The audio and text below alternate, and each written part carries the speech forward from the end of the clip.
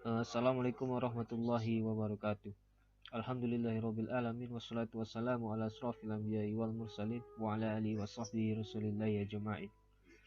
Pada kesempatan kali ini, perkenalkan kami dari kelompok 6 yang beranggotakan saya sendiri Hijriyatul Huda, Dipa Aditya dan Emroid Wiramulia akan menyampaikan hasil diskusi kami mengenai materi tentang sistem wide concept. Baiklah, langsung saja masuk ke dalam materi.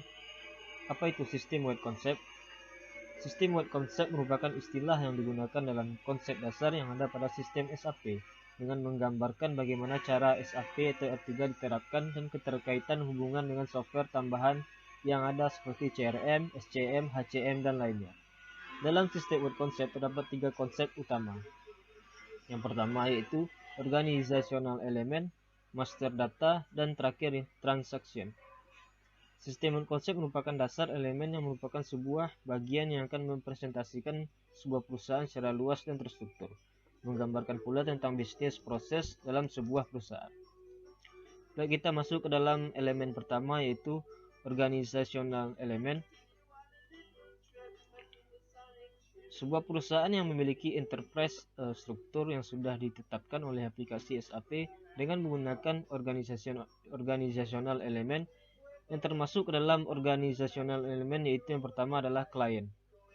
Klien merupakan elemen tertinggi yang ada pada suatu organisasi, yaitu perusahaan yang menggunakan sistem SAP itu sendiri. Contohnya dalam hal ini perusahaan IDES adalah perusahaan internasional yang berdiri secara individu dan saling berkolaborasi dengan bisnis partner dari luar secara global. Perusahaan ini menggunakan training course untuk melakukan demonstrasi dalam pemanfaatan aplikasi SAP, sehingga visi dan misi tujuan perusahaan dapat tercapai.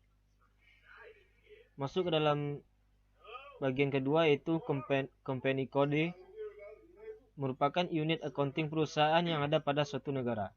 Dibedakan berdasarkan faktor legal dan berdasarkan segmennya. Contohnya misalnya BO1 dari Indonesia dan BO2 dari Indo juga. Maka BO1 dan BO2 bisa dijadikan satu company code untuk laporan keuangan. Contohnya saja perusahaan IDES memiliki banyak anak perusahaan di banyak negara. Dibedakan berdasarkan pajaknya dengan dikodekan misalnya 800. Selanjutnya itu plant, tempat pusat penyimpanan material yang berhubungan dan digunakan dalam proses produksi. Contohnya pabrik. Selanjutnya itu strong rack location, merupakan bagian yang ada pada plant atau sub unit yang ada pada plant. Contohnya suatu ruang yang ada pada pabrik. Masuk ke bagian yang kelima yaitu sales organization, suatu bagian yang menangani masalah penjualan dan promosi pada sebuah perusahaan. Selanjutnya yaitu distribution channel, bagian yang bertugas mendistribusikan suatu produk yang akan dijual. Selanjutnya itu organizational unit, unit-unit yang ada di perusahaan dikelompokkan berdasarkan fungsinya, contohnya departemen. Selanjutnya itu possession, pekerjaan tertentu yang berkaitan dengan orang-orang tertentu, contohnya programmer pada bidang IT di perusahaan X. Job, jenis pekerjaan yang dilakukan, contohnya programmer, developer, sistem analis. Selanjutnya itu person yang terakhir, orang-orang yang menduduki posisi tertentu, contohnya CEO, CTO, dan lainnya. Masuk kepada komponen kedua, akan dijelaskan oleh M. Roid. Pada Roid, dipersilakan. Master data merupakan suatu data yang tersimpan secara terpusat yang dapat diakses oleh seluruh elemen yang ada dalam perusahaan, tentunya menggunakan otorisasi dan tingkatan akses. Nah, data master ini adalah data yang digunakan sebagai acuan untuk melakukan proses pada pengelolaan data dalam sebuah sistem atau aplikasi. Bisa dikatakan bahwa data master merupakan data sumber yang mampu memberikan informasi tambahan mengenai proses pengelolaan data berikutnya yang akan dilakukan selanjutnya. Nah, fungsi yang bisa dikatakan dalam master data ini yaitu untuk memudahkan user atau pengguna aplikasi untuk langsung dapat menggunakan data tersebut sebagai informasi untuk menginput, mengedit, atau menghapus sebuah data.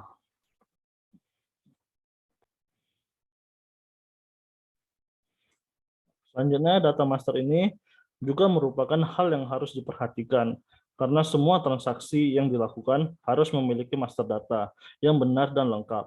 Apabila data master tersebut tidak terisi dengan lengkap, dan salah, maka akan mempengaruhi proses transaksi yang akan memungkinkan timbul error atau hasil akhir yang tidak sesuai. Nah, jadi apabila kita mengambil master data ini secara singkat, yaitu merupakan data sumber yang dipakai oleh perusahaan sebagai acuan. Istilah master data sudah tidak asing lagi di kalangan pengembang dan pengguna suatu sistem manajemen perusahaan. Master data merupakan data utama yang harus dibuat agar bisa dilakukannya transaksi pada suatu aplikasi.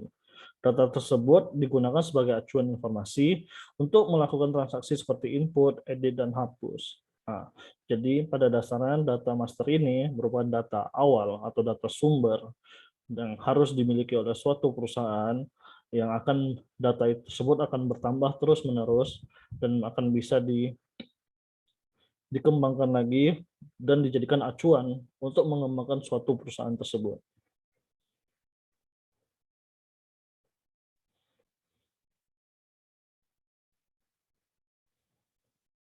Nah, baik, selanjutnya yaitu master data dalam sistem, yang dimana data master yang umumnya terdapat pada sistem.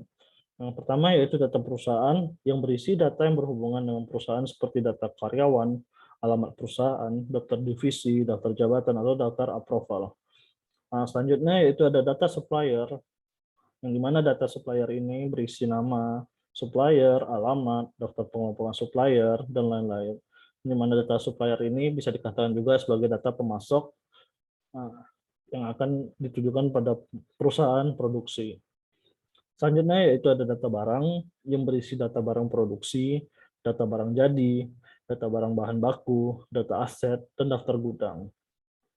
Nah, selanjutnya yaitu adalah daftar customer atau data customer, yang dimana di sini berisi dengan nama customer, alamat, daftar pengelompok customer, dan lain-lain. Nah, dari data customer ini, kita bisa mengelompokkan customer-customer kepada bagian-bagian tertentu. Dan dari bagian-bagian tertentu itu, kita bisa melihat hal-hal apa yang menarik bagi customer ini, hal-hal apa yang tidak menarik bagi customer ini terhadap produk-produk yang telah kita tawarkan. Dengan hal itu, data itu bisa menjadi acuan untuk perusahaan untuk mengembangkan produknya. Selanjutnya yaitu ada daftar akun jurnal yang terdapat dalam data keuangan. Data pajak juga terdapat dalam data keuangan dan daftar bank, kas, daftar harga, dan lain-lain. Nah, data keuangan ini berhubungan dengan data finansial perusahaan. Selanjutnya yaitu data manufaktur yang berisi tentang data produk struktur, daftar rute mesin, dan lain-lain yang berhubungan dengan manufacturing dan produksi bahan dalam suatu perusahaan produksi. Baiklah, materi selanjutnya akan disampaikan oleh teman saya, Dipa Aditya Nugrah. Pada Dipa, dipersilahkan.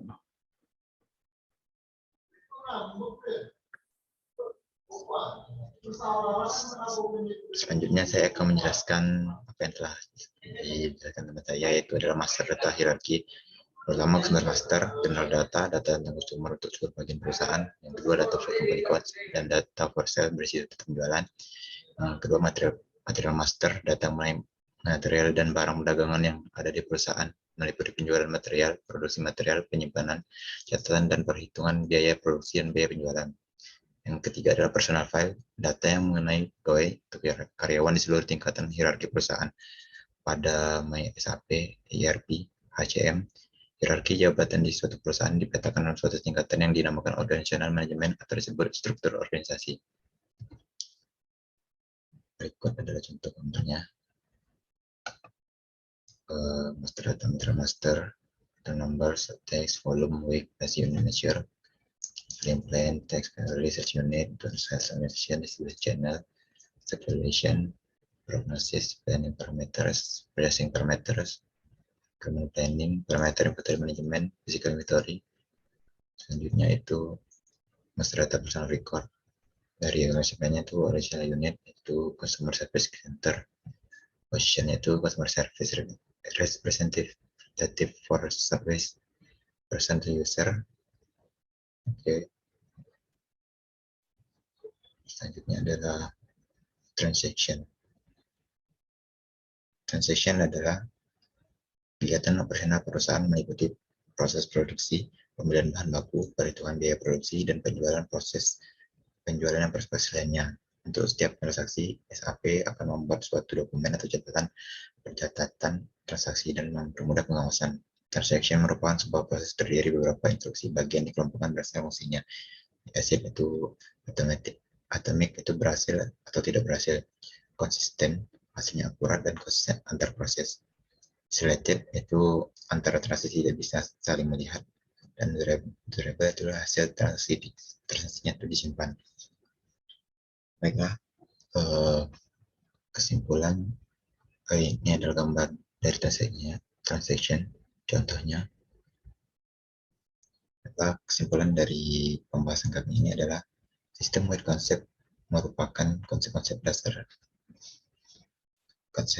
dasar yang ada pada SAP terdiri original elemen, master data, dan transaction, serta memiliki beberapa komponen dari masing-masing konsep dasar.